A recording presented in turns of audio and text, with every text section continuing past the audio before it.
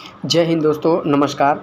आज हम एडिटोरिया का 11 नंबर सेट शुरू कर रहे हैं। प्रैक्टिस सेट 11 है। इससे पहले 1 से लेकर के 10 हमने ऑलरेडी करा चुका है। तो जो नहीं देखे हैं या जो नया है वो डिस्क्रिप्शन में लिंक उसका दिया हुआ है, वहाँ से लिंक को ओपन करके प्ले स्टोर में जा करके वो 1 से लेकर के 10 तक वो देख सकते हैं और प्रैक्टिस सेट लगा सकते हैं।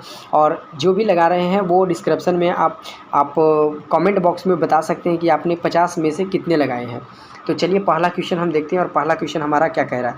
पहला कह रहा है कि भारत में लोकतंत्र इस तथ्य पर आधारित है। तो किस तथ्य पे भारत का लोकतंत्र आधारित है? तो कहता है जनता को सरकार को चुनने तथा बोलने का अधिकार प्राप्त है। तो पहला का बी आंसर हो जाएगा। दूसरा नंबर कह रहा है कि भारत में संसदीय सरकार है। भारत में क्या है? संसदीय सरकार की निम्नलिखित विशेषता क्या है? तो उनकी निम्न विशेषता क्या है? तो पहला देखते हैं। कहता है केंद्रीय परिषद सामूहिक रूप से उच्च सदन के प्रति उत्तरदायी होते? बिल्कुल नहीं होते। मंत्री परिषद जो होते हैं बिल्कुल नहीं होते, वो उच्च सदन और निम्न सदन दोनों के लिए होते हैं। तो ये पहला आंसर तो हो ही नहीं सकता। अगला देखते हैं दूसरा कह रहा है कि बगैर संसद बने कोई व्यक्ति केवल 6 माह तक ही मंत्री पद पर रह सकते। बिल्कुल ये 2 नंबर सही है। और इसमें इसलिए है क्योंकि जो भी मंत्री परिषद बनते हैं उनको 6 महीना के अंदर साबित करना होता है। अगर वो साबित कर दिए तो वो उस मंत्री परिषद के लायक हैं, और नहीं तो उनको इस्तीफा देना पड़ता है और उनकी सरकार गिर जाती है। तीसरा नंबर देखते हैं। कहता है मंत्री अपना पद संभालने से पहले लोकसभा अध्यक्ष के समक्ष शपथ लेता है? बिल्कुल नहीं लेता है। कहता है भारत में राष्ट्रपति वास्तविक कार्यकाल होते हैं? बिल्कुल नहीं, वास्तविक कार्यकाल नहीं होते ये। तो इसका आंसर सिर्फ खाली 2 का केवल डी हो जाएगा। डी का 2 नंबर ही होगा। अगला देखते हैं तीसरा नंबर क्वेश्चन। तीसरा कह रहा है कि मूल अधिकारों से असंगत या उनकी अल्पीकरण करने वाली विधियों को संविधान के किस अनुच्छेद के अंतर्गत शून्य घोषित की जा सकती है? तो किस पे की जा सकती है? तो अनुच्छेद 13 पे सिर्फ क्या है? शून्य घोषित की जा सकती है। तो अनुच्छेद 13 हो जाएगा। 3 नंबर का ए आंसर रहेगा। चौथा नंबर क्वेश्चन हम देखते हैं। कहता है भारत के संविधान में अंतर्राष्ट्रीय शांति और सुरक्षा के अभिवृद्धि निम्न में से कहाँ उल्लेखित है? तो निम्न में से कहाँ पे उल्लेखित है? तो ये आपका हो जाएगा संविधान की राज्य के नीति निर्देशक तत्व में है। अर्थात 4 का सी आंसर हो जाएगा। 5वां नंबर क्वेश्चन अब देखते हैं। 5वां नंबर का रहा है कि भारत कहता है प्रथम पृथ्वी सम्मेलन आयोजित हुआ था? तो कहाँ हुआ था? तो प्रथम पृथ्वी सम्मेलन आयोजित हुआ था रियो डी जेनेरियो में हुआ था। 5 नंबर का बी आंसर। अगला देखते हैं 6ठा नंबर। कहता है किस महाद्वीप को मानव जाति का जन्म स्थल माना जाता है? कहता है कौन सा महाद्वीप जो है वो जहाँ पे मानव जाति का जन्म स्थल माना जाता है? तो ये किस पे माना जाता है? तो आप देखेंगे अफ्रीका को माना जाता है। अफ्रीका को माना जाता है मानव जाति का जन्म स्थल माना जाता है। तो 6ठा का डी आंसर। 7वां देखते हैं। कहता है प्रमुख पर्वत एवं उसके सर्वोच्च बिंदु का सही मिलान कौन नहीं है? तो इसमें कौन से नहीं है? तो ये आप देखें, ये आपका हो जाएगा आंसर। यहाँ पे आप देख रहे हैं, हाँ जी, ये आल्पस पर्वत का जो है आल्पस का है ML बुक्स, ये गलत आपका है। बाकी ये सही। हिमालय जो है माउंट एवरेस्ट पे ये बिल्कुल सही। एंडीज पर्वतमाला है ये कांगुआ पर ही है। रॉकी पर्वत जो है माउंट मेरा इल्बर्ट पर, ये सही है। लेकिन डी आंसर जो है ये गलत है। 7 का डी आंसर है सही। अगला देखते हैं 11 नंबर।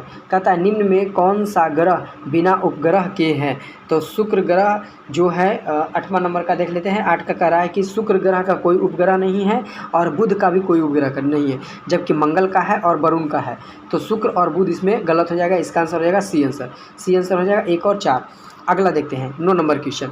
9 नंबर क्वेश्चन हमारा क्या कह रहा है? 9 नंबर कह रहा है ग्लोब पर किस वृत्त को वृहत वृत्त कहा जाता है? ग्लोब पर जो है किस वृत्त को वृहत वृत्त कहा जाता है? तो ये कहा जाता है विषुवत रेखा को। क्या कहा जाता है? विषुवत वृत्त कहा जाता है, विषुवत रेखा को। तो 9 नंबर का सी आंसर। 10 नंबर देखते हैं। कहता है USA के राज्य में सिलिकॉन वैली अवस्थित है। तो सिलिकॉन वैली जो है वो कहाँ पे है? तो ये आपका कैलिफोर्निया में, अमेरिका में कैलिफोर्निया में। मैं आपसे पूछता हूँ कि भारत में सिलिकॉन वैली कहाँ पे है, या सिलिकॉन वैली किस राज्य को कहा जाता है, या किस जगह को कहा जाता है, या किस शहर को कहा जाता है? आप हमें कमेंट में इसका आंसर दीजिए। मैं इसका आंसर जो है अगले वीडियो जो आएगा सेट नंबर 12 उसमें मैं आपको इसका जवाब दे दूँगा।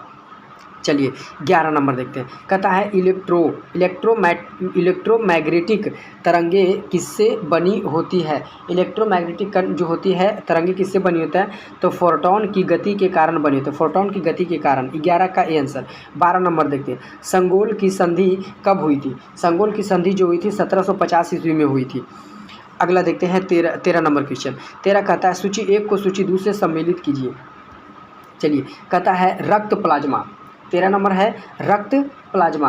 रक्त प्लाज्मा जो है वह किससे संबंधित है, तो हल्के पीले रंग का तरल पदार्थ है। रक्त प्लाज्मा जो हल्के पीले रंग का तरल पदार्थ। कहता है एबुलिन। एबुलिन जो है किससे संबंधित है, तो ओस्मेटिक दाव स्थापित करता है, ओस्मेटिक दाव स्थापित करता है। कहता है ग्लोब्यूलिन जो है वह किससे है, तो संक्रामक रोग की सुरक्षा करता है। और फाइब्रिनोजेन जो है वह रक्त का स्कंदन करता है। अर्थात 13 नंबर का जो आंसर है वो ए हो जाएगा। तो देखिए 13 नंबर का 3 4 2 1 है, 3 4 2 1 है, 13 का ए आंसर। अगला देखते हैं 14 नंबर। कहता है भारत के सर्वोच्च न्यायालय का मुख्य न्यायाधीश क्षेत्र निम्नलिखित है, तो वो आपका किससे। कहता है भारत सरकार और एक या अधिक राज्यों के बीच विवाद पे स्थित है। 14 का बी आंसर। 15 नंबर देखते हैं। कहता है किस राज्य में अधिकतम कितने समयावधि तक राष्ट्रपति शासन लागू कर सकता है, तो मैक्सिमम जो वो लागू कर सकता है राष्ट्रपति वो अपना कर सकता है 3 वर्ष तक वो कर सकता है, उससे ज़्यादा वो नहीं कर सकता है। पहला बार में 1 साल के लिए कर सकता है और फिर दूसरा बार में साल भर के बढ़ा सकता है, 3 साल तक बढ़ा सकता है, उससे ज़्यादा नहीं कर सकता है। 15 का सी आंसर। अगला देखते हैं 16 नंबर। कहता है चेलना। कहता है चेलना एवं बिंबिसार के विवाह का विवरण मिलता है, तो किस में मिलता है, कौन से बुक में मिलता है, तो ये आपका मिलता है ललित विस्तार में जा करके चेलना और बिंबिसार के विवाह का विवरण मिलता है। 16 का सी आंसर। 17 नंबर देखते हैं। कहता है एकमात्र बौद्ध सभा जिनका आयोजन बिहार में नहीं किया गया है, तो कौन सा बौद्ध सभा जो है वो बिहार में नहीं किया गया है, तो ये आपका है चतुर्थ बौद्ध संगति जो हुआ था वो बिहार में नहीं किया गया था, बाकी प्रथम द्वितीय और तृतीय ये तीनों बिहार में हुआ था। 17 का डी आंसर। अगला देखते हैं क्वेश्चन 18 नंबर क्वेश्चन। और 18 नंबर क्वेश्चन हमारा क्या है, 18 कह रहा है कि भारत में हीरा धारण करने वाला क्षेत्र कौन सा रॉक सिस्टम है, तो भारत में हीरा जो है वो मध्य प्रदेश में बताया जाता है, सबसे ज़्यादा पाया जाता है, तो मध्य प्रदेश के कौन से जगह पे पाया जाता है। अब देखते हैं 18 नंबर क्वेश्चन। और 18 नंबर कह रहा है कि विंध्यन में जो है हीरा धारण करने वाला क्षेत्र रॉक सिस्टम है, तो ये विंध्यन में है। कहता है 19 नंबर। कहता है प्रथम जैन महासभा का आयोजन कहाँ किया गया था, तो प्रथम जैन महासभा जो हुआ था वो हुआ था कहाँ पे, आपका 19 नंबर के हुआ था, आपका वैशाली में हुआ था, वैशाली में हुआ था प्रथम जैन महासभा का आयोजन वैशाली में। 19 का सी आंसर। अगला देखते हैं 20 नंबर। और 20 नंबर क्वेश्चन कह रहा है कि किस वंश के शासकों ने ब्राह्मणों एवं बौद्ध भिक्षुओं को मूर्ति अनुदान देने की प्रथा प्रारंभ की थी, तो ये किसने किया था, तो ये पल्लव वंशों ने किया था। किसने किया था, पल्लव नहीं, ये यहाँ पे किया था सातवाहकों ने किया था, सॉरी गलती हो गया, सातवाहकों ने किया। सातवाहकों जो शासकों थे वो ब्राह्मण एवं बौद्ध भिक्षुओं के भूमि अनुदान देने की प्रथा प्रारंभ की थी, क्योंकि सातवाहक जो थे वो बौद्ध जैन से संबंधित थे, बौद्ध भिक्षुओं से संबंधित थे। अगला है 21 नंबर क्वेश्चन। कहता है एल्काइन का आणविक सूत्र क्या है, एल्काइन का है CnH2n -2n एल्काइन। अगर वही एल्केन का सूत्र रहेगा तो एल्केन का सूत्र ये हो जाएगा CnH2n +2, एल्केन का +2 हो जाएगा लास्ट में और एल्काइन का -2 हो जाएगा। इस चीज़ को आप ध्यान रखना, ये बहुत ज़्यादा पूछता है, कन्फ्यूजन सवाल है ये, ठीक है। 21 नंबर का सी आंसर हो जाएगा। अगर 22 नंबर देखते हैं क्वेश्चन। अगला है 22 नंबर। कहता है कोशिका विभाजन के किस अवस्था में माइक्रोसोम स्पष्ट दिखाई देता है, कोशिका के किस विभाजन में माइक्रोसोम स्पष्ट दिखाई देता है, तो किस विभाजन में है, तो मध्य अवस्था विभाजन में माइक्रोसोम से स्पष्ट दिखाई देता है। 22 नंबर का बी आंसर। 23 नंबर देखते हैं। कहता है गुरुत्वाकर्षण नियतांक जी का विमीय सूत्र क्या होता है, जी का विमीय सूत्र क्या होता है, तो ये आपका होता है m × -1 L3 T-2 अर्थात 23 का बी आंसर। 24 नंबर देखते हैं, पेंटागोनिया मरुस्थल किस महादेश में अवस्थित है? तो पेंटागोनिया मरुस्थल जो है वो आपका अवस्थित है आपका दक्षिण अमेरिका में अवस्थित है। पेंटागोनिया जो है दक्षिण अमेरिका में अवस्थित है। 24 का बी आंसर। 25 नंबर देखते हैं, कहता है 25 नंबर कहता है फॉकलैंड की जो जलधारा है वो किस प्रकार की जलधारा है? तो फॉकलैंड की ठंडी जलधारा है। फॉकलैंड की यह जलधारा जो है कैसी जलधारा है? तो ये ठंडी जलधारा है।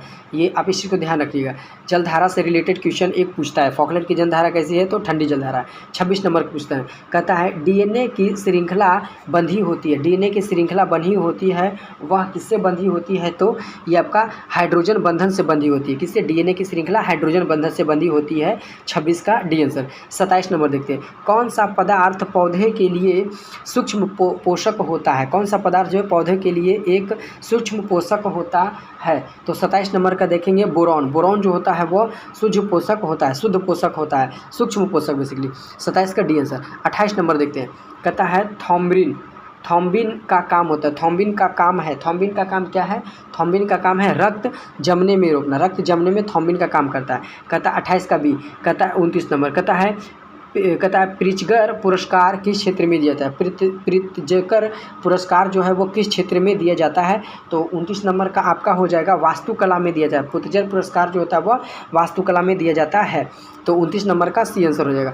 30 नंबर क्वेश्चन देखते हैं। 30 नंबर कहता है निम्नलिखित में भारत की सुदूर दक्षिणी पहाड़ी कौन सी है? सुदूर दक्षिणी पहाड़ी जो है वह कौन सी है? तो ये आपका है कार्डेमम की पहाड़ी, जो दक्षिणी पहाड़ी है। आप अगर भारत का ये नक्शा देखेंगे इस तरह के, तो इधर हो गया पूर्वी वाला एरिया और ये जो आ गया है ये पश्चिमी एरिया हो गया है। तो वही बोल रहा है किसमें? पश्चिमी एरिया, ये हो गया उत्तर की, ये हो गया उत्तर की एरिया। तो क्वेश्चन क्या कह रहा है देख लीजिए एक बार, कहता है सुदूर दक्षिणी पहाड़ी, तो दक्षिण हो गया नीचे की, तो वही सब होगा कार्डेमम की पहाड़ी। ये आपका यहाँ पे केरल है, यहाँ तमिलनाडु है और यहाँ कर्नाटक आके मिलता है। तो यहीं पे जो आके मिलता है वह कार्डेमम की पहाड़ियाँ मिलती है। तो 30 नंबर का आंसर हो जाएगा आपका बी आंसर। चलिए 31 नंबर क्वेश्चन अब हम देखते हैं। 31 नंबर कह रहा है हमारा क्वेश्चन कि निम्नलिखित, या 31 नंबर है, कहता है कि किस संविधान संशोधन अधिनियम द्वारा यह प्रावधान किया गया है कि राष्ट्रपति राष्ट्रीय आपातकाल का उद्घोषणा केवल मंत्रिमंडल की लिखित सिफारिश प्राप्त होने पर ही कर सकता है? तो किस संविधान संशोधन अधिनियम के तहत किया गया है? तो ये 44वें संविधान संशोधन अधिनियम के तहत बोला गया है कि राष्ट्रपति जो है वो आपातकाल अगर लगाएंगे या घोषणा करेंगे तो मंत्रिमंडल की लिखित सिफारिश पर ही कर सकते हैं, ऐसे नहीं कर सकते हैं। तो ये 42वें संविधान संशोधन में बोला गया है। चलिए 31 नंबर का बी आंसर। 32 नंबर देखते हैं, नाबार्ड की स्थापना किस समिति की संतृप्ति पर हुई है? नाबार्ड की स्थापना जो हुई है वह हुई है आपका शिवरमन समिति के सिफारिश पे हुई है, अर्थात 32 का ए आंसर। अगला देखते हैं 33 नंबर क्वेश्चन। 33 नंबर बोल रहा है सूची 1 को सूची 2 से सम्मिलित कीजिए। सूची 1 को सूची 2 से क्या है? सम्मिलित करने के लिए बोल रहा है। कहता है बालू मक्खी जो होती है वह कालाजार रोग संजेती। बाला मक्खी कालाजार ये जो होती है, एक तरीके से बालू मक्खी अगर काट लिया तो आपको हमेशा नींद आने की बीमारी लग जाएगी, है ना। तो 33 नंबर का हम देख रहे हैं और 33 नंबर का देखेंगे तो, और दूसरा दे रहा है बालू मच्छी हो गया कालाजार। अगला है मादा फ्लूएंजा। मादा फ्लूएंजा जो होता है कैसा है? तो मलेरिया के कारण होता है। मादा फ्लूएंजा मच्छर जो होता है वो filaria, sorry note malaria, filaria है। फलेरिया के मादा क्यूलेक्स है, नोटम मादा फ्लूएंजा है। मादा इन्फ्लुएंजा जो है वो मलेरिया के लिए यहाँ पे दिया हुआ है और घरेलू मक्खी से हैजा होता है। तो इसका आंसर देख लीजिए बी, इसका आंसर हो जाएगा। इसका आंसर क्या हो जाएगा? इसका आंसर देख लीजिए यहाँ पे ये बी हो जाएगा, अर्थात ये 4 3 2 1 हो जाएगा, 4 3 2 1 हो जाएगा। चलिए अगला देखते हैं क्वेश्चन हम लोग। कहता है किस वायसराय के कार्यकाल के दौरान श्वेत विद्रोह हुआ था? किस वायसराय के कार्यकाल में श्वेत विद्रोह हुआ था? कौन सा श्वेत विद्रोह पूछ रहा है? तो 34 नंबर का देखते हैं। 34 नंबर का हमारा आंसर बोल रहा है, इसमें 4 दिया, लॉर्ड लिटन, रीडिंग, रिपन और मिंटो। तो लॉर्ड रिपन के कार्यकाल में हुआ है श्वेत विद्रोह हुआ है। 34 का बी आंसर। 35 नंबर क्वेश्चन देते हैं। कहता है कांग्रेसी नेताओं द्वारा मोंटेग्यू चेम्सफोर्ड रिपोर्ट की निंदा करने पर कोई नरमपंथी न कहता है, एक बार फिर से देख लेते हैं। कहता है कि कांग्रेसी नेताओं द्वारा मॉन्टेग्यू चेम्सफोर्ड रिपोर्ट की निंदा करने पर कोई नरमपंथी ने पार्टी छोड़कर निम्न में से कौन सी पार्टी गठन कर ली थी? तो वो गरम दल की पार्टी, नरम पार्टी को छोड़ करके गरम दल के पार्टी में शामिल हो गए थे। तो वो उसने कौन सी पार्टी बनाई थी? तो Indian national liberal federation party स्थापना करी थी, जो गरम दल का था, और नरम दल वाले छोड़ करके गरम दल में आ गए थे। अगला देखते हैं 36 नंबर। 36 नंबर बोल रहा है कि निम्नलिखित में से किसने वर्नाकुलम प्रेस एक्ट पारित किया था? तो वर्नाकुलम प्रेस एक्ट को जो पारित किया था वो कौन वायसराय था?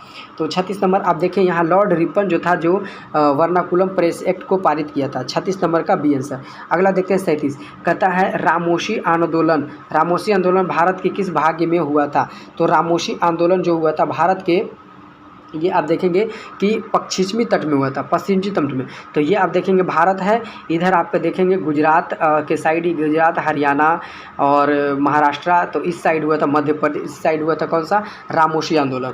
तो 37 नंबर का बी आंसर हो जाएगा। अगला देखते हैं 38 नंबर। कहता है रॉलेट एक्ट, कहता है क्या?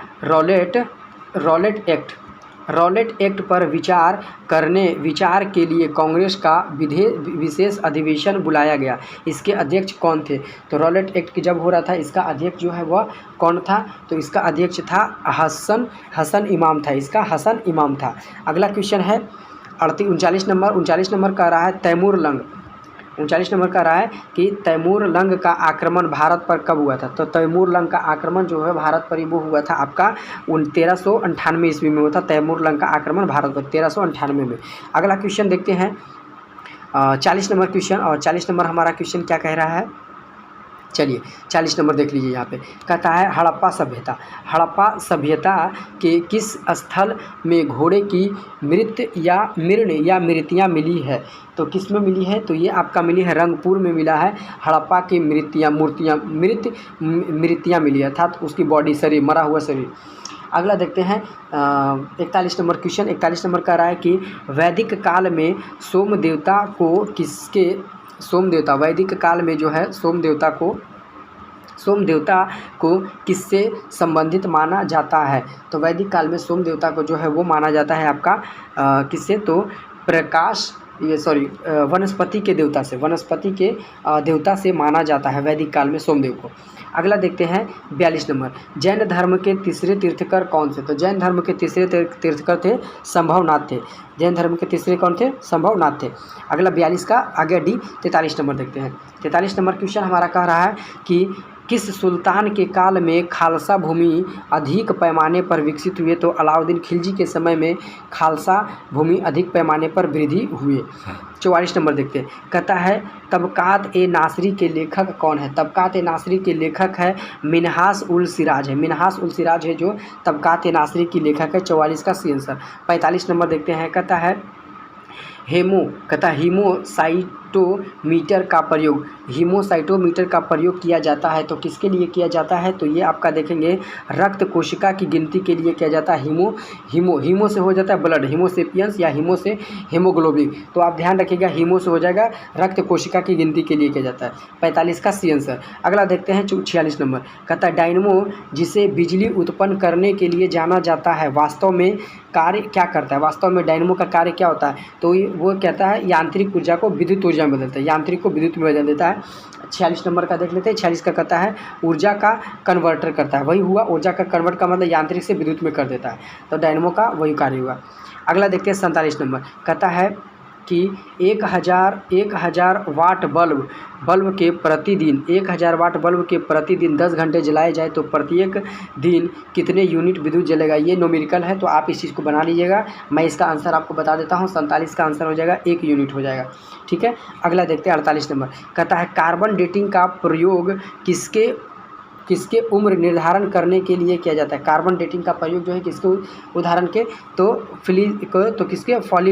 फेलिप्स के लिए किया जाता है। 48 का सी आंसर। 49 नंबर देखते हैं। कहता है 49 नंबर। कहता है क्रय शक्ति क्षमता के आधार पर निम्न में से किस देश की अर्थव्यवस्था का विश्व में पहला स्थान है? तो अर्थव्यवस्था सबसे ज़्यादा किसका स्ट्रॉन्ग है? तो चाइना का अर्थव्यवस्था जो है विश्व में पहला स्थान है। 49 नंबर का ए आंसर। अगला देखते हैं 50 नंबर क्वेश्चन। और 50 नंबर क्वेश्चन के बाद हमारा कुछ तथ्य इंपॉर्टेंट है जो जहाँ से क्वेश्चन बहुत ज़्यादा टच करते हैं। 50 नंबर का रहा है कि किस पंचवर्षीय योजना में मानव संसाधन के विकास को सर्वोच्च प्राथमिकता दी गई है। तो किसमें, तो 8वीं पंचवर्षीय योजना में दी गई है। आप हमें कमेंट में करके बताइए कि 8वीं पंचवर्षीय योजना का कार्यकाल क्या से क्या था। आप हमें क्या बताइए, 1900 स्पेस आप हमें कमेंट में करके बताइए। चलिए 1 से लेकर के 50 तक तो हमने क्लियर करा दिया। अब हम लोग देखते हैं कुछ स्मरणीय तथ्य। स्मरणीय तथ्य जो बहुत इंपॉर्टेंट है और यहाँ से बहुत सारे आपको नए नए जानकारियाँ मिलेंगे। तो चलते हैं हम इसमें बताते। कहता है कि चोल वंश के संस्थापक कौन थे, तो विजय पाल थे। बिल्कुल सही है। चोल वंश के संस्थापक कौन थे, विजयालय है। ठीक है। कहता है चोल वंश की राजधानी कहाँ पे था, राजधानी कहाँ बनाया था चोल वंशों ने, तो तंजावुर ने बनाया था। तंजावुर में इन्होंने राजधानी बनाया था। अगला पूछ रहा है कि इस वंश के शासक कहता है कौन सा, राजा राम प्रथम ने पहली बार श्रीलंका पर आक्रमण किया था। क्वेश्चन पूछता है कि चोल वंश के कौन सा ऐसा राजा है या कौन प्रतापी राजा है जिन्होंने श्रीलंका पे आक्रमण किया है, तो राजाराज प्रथम ने श्रीलंका पर आक्रमण किया था। कहता अगला पॉइंट है, कहता इस साम्राज्य का सर्वाधिक विस्तार किसने किया था, तो राजेंद्र प्रथम के शासनकाल में सर्वाधिक विस्तार हुआ था। अगला पॉइंट है, कहता है राजेंद्र प्रथम ने गंगैडलोच की उपाधि धारण करी थी। राजेंद्र प्रथम ने है जो किसकी, तो गंगैकोंडचलो की उपाधि धारण की थी। किसने, तो राजेंद्र प्रथम ने। कहता है अस्थायी स्वशासन इसी वंश के प्रमुख विशेषता। अस्थायी स्वशासन किसके विशेषता है, तो ये आपके किसके हैं, चोल वंश के हैं। अगला पॉइंट है, कहता है प्रसिद्ध नटराज मूर्ति का संबंध इसी वंश से। प्रसिद्ध नटराज मूर्ति का संबंध किससे है, तो चोल वंशों से है। कहता है राष्ट्रकूट वंश के संस्थापक जो है दंती दुर्ग है। राष्ट्रकूट वंश के संस्थापक दंती दुर्ग है। कहता है इस वंश की राजधानी कहाँ था, तो मानखेड़ था। कहता इस वंश की प्रमुख शासक कौन था, कृष्ण प्रथम, कृष्ण द्वितीय, अमोघ वर्ष थे। अगला आता है, कहता है एलोरा के प्रसिद्ध कैलाश मंदिर का निर्माण जो करवाया था वो कृष्ण प्रथम ने करवाया था। कैलाश मंदिर का निर्माण किसने, तो कृष्ण प्रथम ने करवाया। कहता है त्रिपक्षीय संघर्ष में इस वंश का शासन कहता है कि त्रिपक्षीय संघर्ष में इस वंश का शासक ध्रुव ने कन्नौज पर अधिकार करने हेतु पाल वंश तथा प्रतिहार वंश के शासकों को पराजित कर दिया था। किसने, तो पल्लव वंश ने कर दिया था। अगला आता है प्रसिद्ध कन्नड़ पुस्तक था किवी राजमार्ग की रचना अमोघ वर्धन ने किया था। कहता है पाल वंश के संस्थापक गोपाल था। और कहता इस वंश के राजधानी मंगूर बिहार में बनाया था। कहता है प्रसिद्ध अदोंतपुरी विश्वविद्यालय की स्थापना किसने, गोपाल ने किया था। कहता इस वंश के शासक देवपाल थे जो उदंतापुरी बौद्ध मठ का निर्माण करवाया था। कहता देवपाल की जावा के शैलेंद्र वंशीय शासक बाल पुत्र देव अनुरोध पर नालंदा में बौद्ध विहार के निर्माण हेतु 5 गांव दान में दिए थे। कहता है कि गीत गोविंद के लेखक जयदेव है, किसके दरबार में रहते, तो लक्ष्मण सेन के दरबार में रहते थे। कहता है लोहार वंश के संस्थापक समराम राज थे। कहता है प्रसिद्ध राज तरंगनी के लेखक है कलहन द्वारा हुआ था। तो दोस्तों हमने 1 से लेकर के 50 तक क्वेश्चन करा दिए और बहुत से इम्पोर्टेंट हम कुछ इम्पोर्टेंट जो है दक्षिण भारत के जो साम्राज्य थे उसके बारे में हमने बता दिया है। तो दोस्तों आपको वीडियो अच्छा लगा तो लाइक और सब्सक्राइब जरूर कीजिएगा। मिलते हैं हम अब अगले वीडियो में। धन्यवाद दोस्तों।